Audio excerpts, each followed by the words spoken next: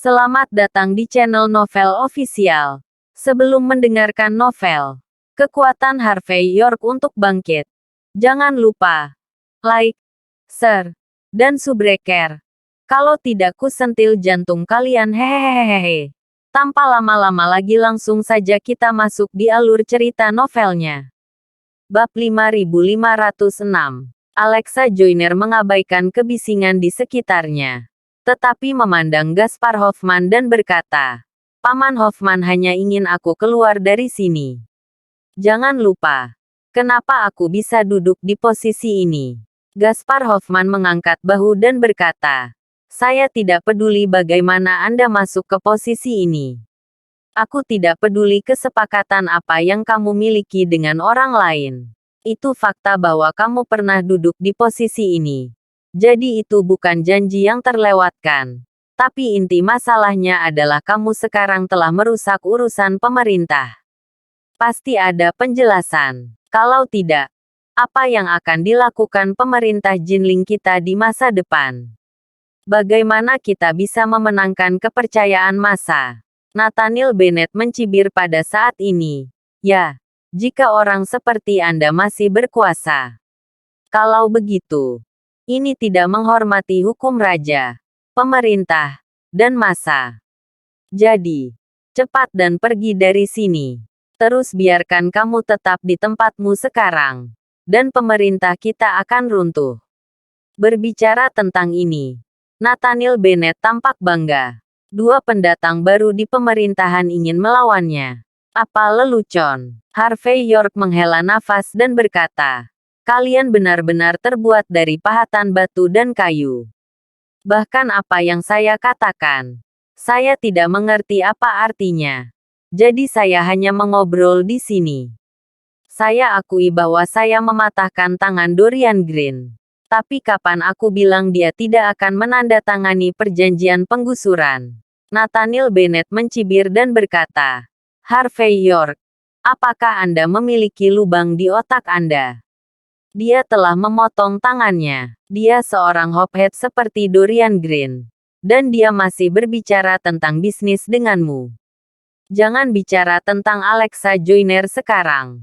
Bahkan jika kamu mengirim semua wanita di keluargamu, mereka akan mengabaikanmu."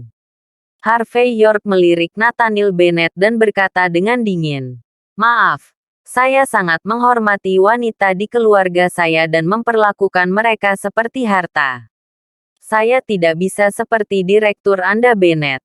Untuk sedikit keuntungan, kirim wanita saya keluar." "Aku baru saja mengatakan itu Direktur Bennett. Gaya rambutmu agak aneh.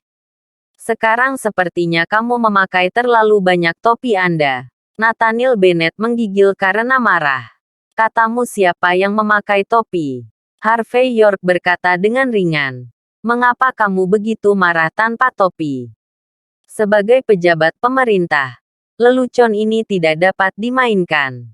Kamu tidak memiliki kesabaran lagi." Mendengar bahwa Harvey York menggunakan kata-katanya sendiri untuk menyerangnya, Nathaniel Bennett sangat marah sehingga dia hampir memuntahkan seteguk darah tua. Kemudian, dia mengertakkan gigi dan berkata, "Wanita yang saya berikan kepada saya bisa mendapatkan persetujuan. Saya bersedia. Ada apa?" "Tidak terlalu." Harvey York tidak berkomitmen. "Itu hanya perjanjian relokasi. Dan ada sesuatu yang dikirim oleh seseorang di Go-Go." "Apakah itu sangat bagus?" Nathaniel Bennett tertawa dan berkata, "Apakah Anda sangat baik? Acak jarimu." Para pejabat tinggi lainnya juga dibuat geli oleh Harvey York. "Apakah Anda tahu bahwa perjanjian relokasi ini sekitar puluhan miliar proyek? Apakah kamu tahu bahwa perjanjian relokasi ini melibatkan pengembangan Jinling dalam 10 tahun ke depan?" Kamu mengatakannya dengan sangat ringan. Begitu mudah. Jadi cepatlah dan tanda tangani perjanjiannya. Saya khawatir Anda tidak akan dapat mengembalikan perjanjian itu. Jadi saya akan membawa kembali selusin surat pengacara." Sekelompok direktur semua mencibir lagi dan lagi. Jelas, dalam pemahaman mereka yang dangkal, Harvey York harus mengupas kulitnya kali ini. Harvey York melihat arlojinya dan berkata dengan ringan, "Sebentar lagi jam 10. Perjanjian relokasi segera hadir." Bab 5507. Nathaniel Bennett sangat tidak bisa berkata-kata. Dia merasa bahwa dia sedang berbicara dengan seseorang dengan pikiran yang berair. Pada saat ini, dia berkata dengan ekspresi jijik, "Konsultan York, tampaknya Anda tidak hanya memiliki kepribadian yang buruk, tetapi juga memiliki otak yang buruk. Kamu mengganggu kedua tangan Tuan Dorian Green tadi malam. Dengan latar belakang dan koneksi orang lain, kamu bisa pulang dan membakar dupa tanpa membunuhmu. Apa yang kamu pikirkan sekarang? Melamun tidak sepertimu, kan?" Mendengar kata-kata Nathaniel Bennett, banyak orang memandang Harvey York dengan ekspresi konyol. Bahkan Gaspar Hoffman menyipitkan mata ke Harvey York sejenak. Matanya dipenuhi dengan ketidakpedulian dan penghinaan. Meskipun Araceli Hoffman berulang kali disebutkan di depannya, Harvey York tidak kecil dan sulit untuk dihadapi. Tapi Gaspar Hoffman tidak berpikir bahwa orang sungai dan danau bisa bermain seperti pemerintah. Oleh karena itu, untuk tamparan berulang-ulang di wajah Kim Araceli sebelumnya, Gaspar Hoffman semuanya bermuara pada kepribadiannya. Putranya yang berharga ini sangat cakap, tetapi dia pasti terlalu berhati-hati. Hasil dari melihat ke depan dan melihat ke belakang adalah untuk fokus pada satu hal dan kehilangan yang lain. Dari sudut pandang ini, kepala keluarga Jinling pastilah lelaki tua itu. Sementara Gaspar Hoffman menghela nafas dengan emosi. Tiba-tiba, pintu ruang konferensi multifungsi didorong terbuka dengan mencicit. Seorang staf administrasi masuk dengan cepat dan berkata dengan gugup, "Tuanku, Duri di kota tua itu. Dorian Green ada di sini." Nathaniel Bennett memiliki wajah jelek. "Lihat, Dorian Green ada di sini untuk meminta masalah." "York, kamu sengsara." Gaspar Hoffman tampak tak terduga. "Tuan York, Anda harus membereskan masalah yang Anda sebabkan. Dan pemerintah Jinling kami tidak akan menghapus pantat Anda." Sisanya juga memandang Harvey York dengan kasihan.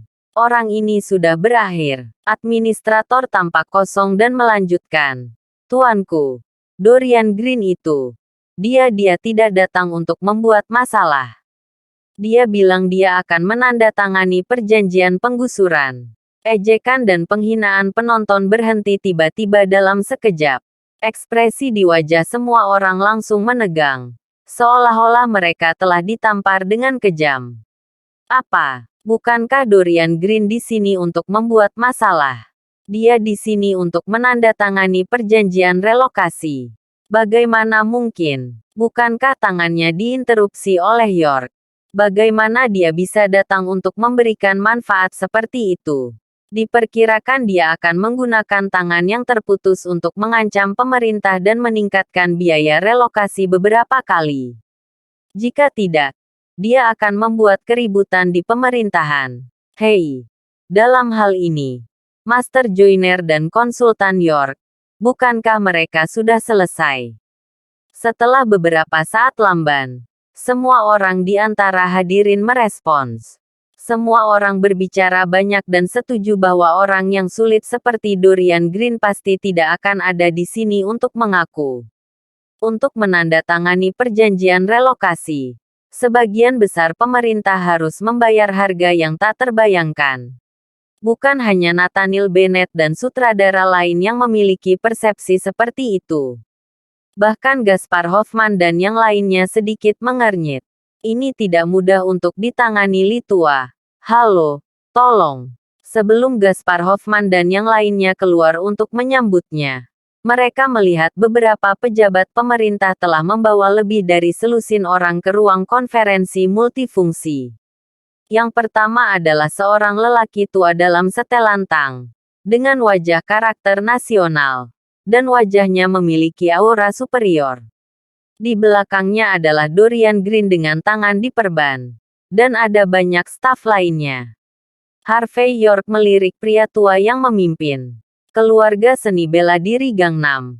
Kepala keluarga Uriaga, Jason Uriaga. Melihat kemunculan tiba-tiba dari pahlawan Gangnam ini, Gaspar Hoffman sedikit terkejut. Tetapi dia melangkah maju sambil tersenyum dan berkata, "Ternyata Tuan Uriaga ada di sini." Ini benar-benar penuh dengan kecemerlangan. Jelas, status Gaspar Hoffman lebih tinggi dari Uriaga. Tapi masalahnya, Jason Uriaga berasal dari sungai dan danau, dan nilai kekuatan pribadinya sangat tinggi. Bab 5508. Selain itu, keluarga Uriaga bukanlah keluarga seni bela diri biasa, tetapi ada tanah suci seni bela diri di baliknya.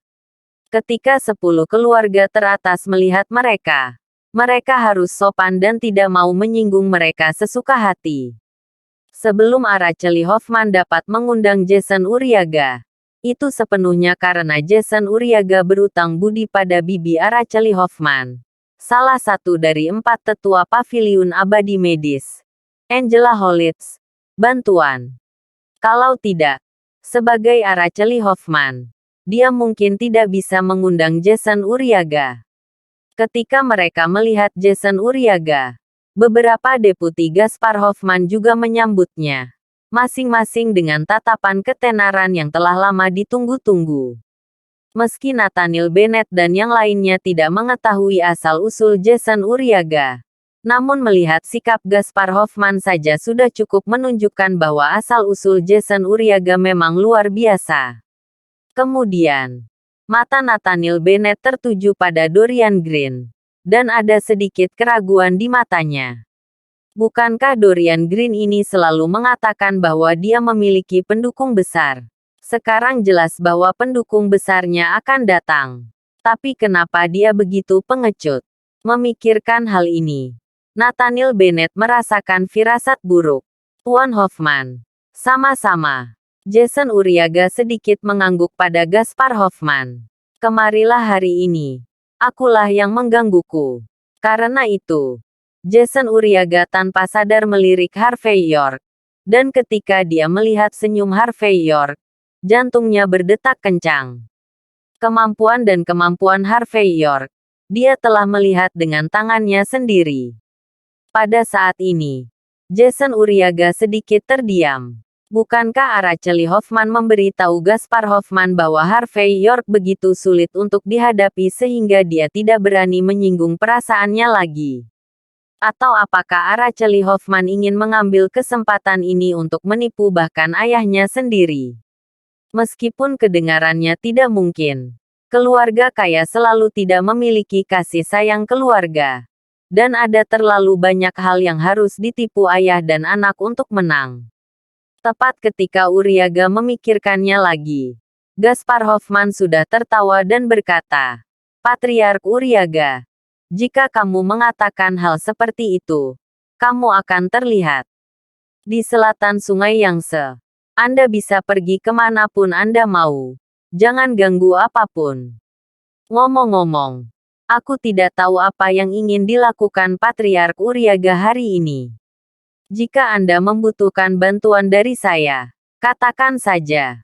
Gaspar Hoffman memiliki ekspresi hangat di wajahnya. Baginya, yang baru saja menempati posisi teratas di Jinling, jika dia bisa memenangkan dukungan Jason Uriaga, pahlawan Gangnam, akan sangat bermanfaat baginya untuk memerintah.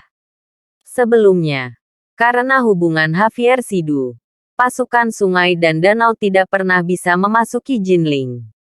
Tapi sekarang Javier Sidu sudah mati. Kali ini berbeda dari masa lalu.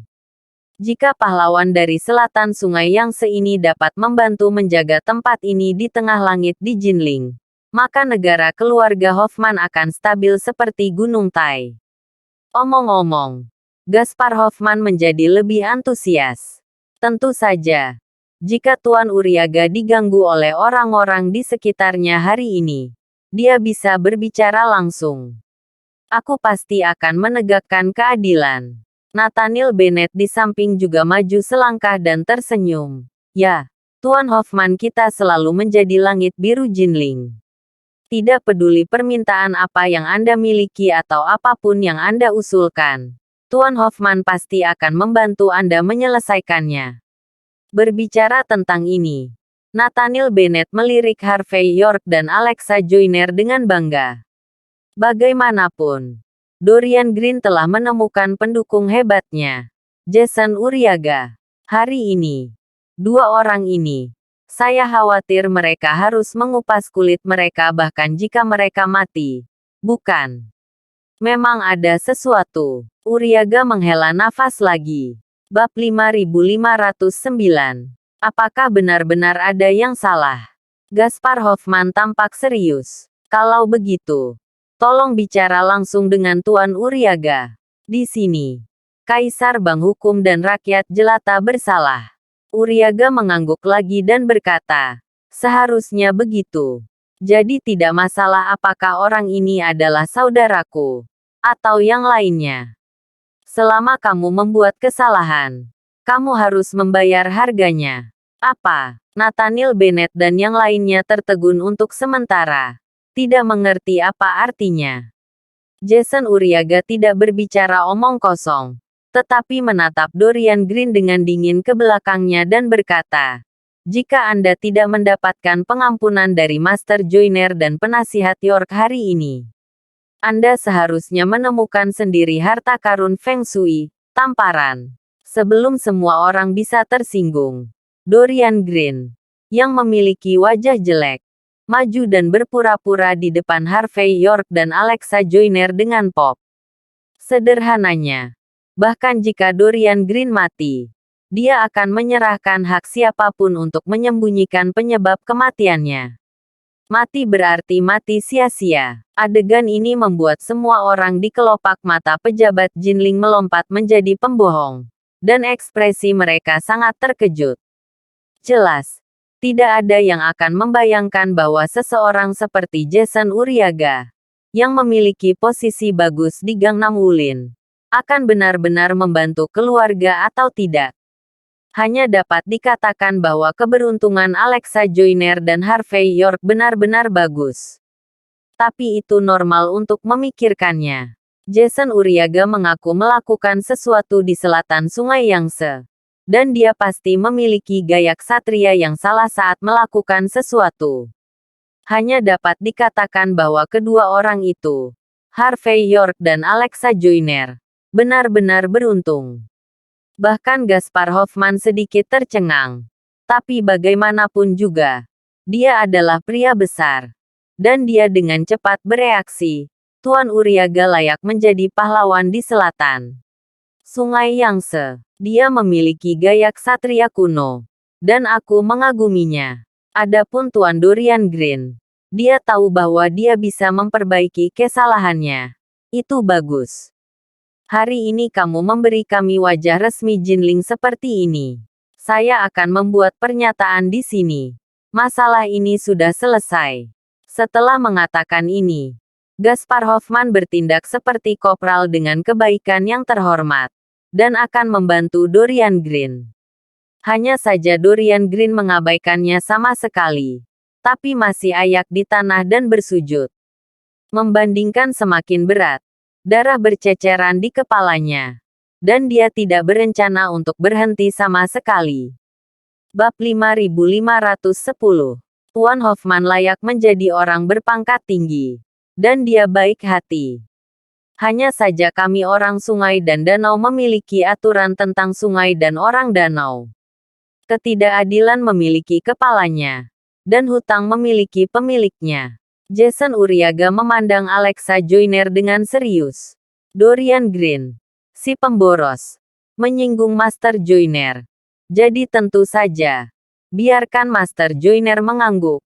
Masalah ini selesai. Jelas, Jason Uriaga tidak memberi Kim Gaspar wajah sama sekali. Ini memberitahu Gaspar Hoffman. Dia tidak mengatakan apa-apa tentang ini. Dan ketika dia mendengar ini, ekspresi Gaspar Hoffman sedikit berubah.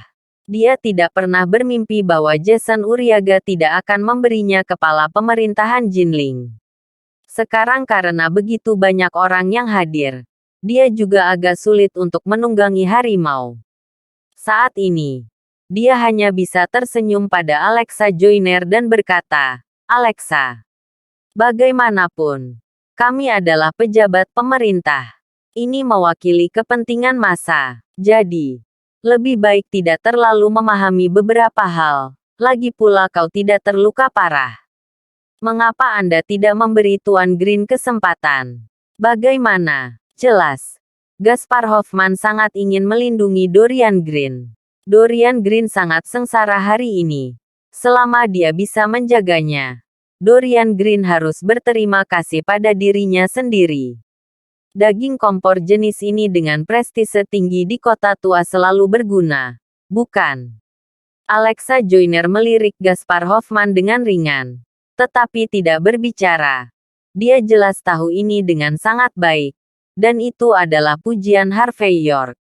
Jadi dia tidak bermaksud mencuri perhatian. Cek cek cek. Tuan Green, apakah kamu tidak makan tadi malam? Melihat Dorian Green yang berdarah saat ini, Harvey York melangkah maju sambil tersenyum. Kenapa aku sudah bersujud 100 kali, dan kepalaku belum pecah?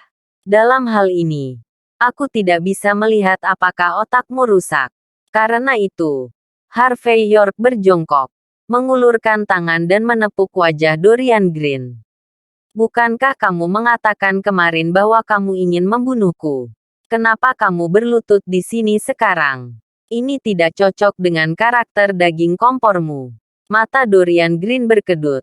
Dan kemudian dia berkata dengan suara gemetar, "Konsultan York, maafkan aku. Ada ribuan kesalahan. Itu semua salahku." Harvey York berkata dengan ringan. Mengetahui kesalahan dapat meningkatkan banyak hal. Tapi ketika orang melakukan kesalahan, mereka selalu harus membayar harganya, kan? Karena itu, Harvey York melihat Rolex di pergelangan tangannya. Ini jam 10:01. Ingat apa yang aku katakan. Terlambat 1 menit hari ini akan mematahkan kakimu. Ayo, regangkan kakimu.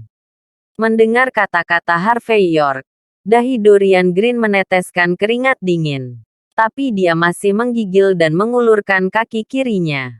Retakan. Harvey York tidak berbicara omong kosong. Berdiri dan mematahkan kaki kiri Dorian Green. "Apa?" Dorian Green menjerit. Wajahnya pucat pasi. Tetapi pada saat ini, dia bahkan tidak berani mengeluarkan setengah kentut. Setelah semua ini dilakukan, Harvey York berkata ringan, demi Jason Uriaga dalam dirinya sendiri. "Acara kemarin, sejauh ini. Tapi beritahu aku bahwa kamu punya waktu lain kali. Jadi maaf, temukan harta karun Feng Shui sendiri dan kubur dirimu sendiri. Mengerti? Aku mengerti." Dorian Green memiliki ekspresi menyelamatkan hidupnya. "Saya tidak akan pernah menyinggung Master Joyner lagi dalam hidup saya. Dia bibiku mulai sekarang. Bibiku." Mendengar kata-kata Dorian Green, kelopak mata semua orang yang hadir melompat. Melihat mata Harvey York dan Alexa Joyner, mereka langsung menjadi lebih serius. Siapa bilang keduanya adalah pemula di pejabat? Ini adalah serangan pengurangan dimensi. Terima kasih sudah menonton cerita novel Kekuatan Harvey York untuk Bangkit. Sampai ketemu lagi di cerita novel selanjutnya.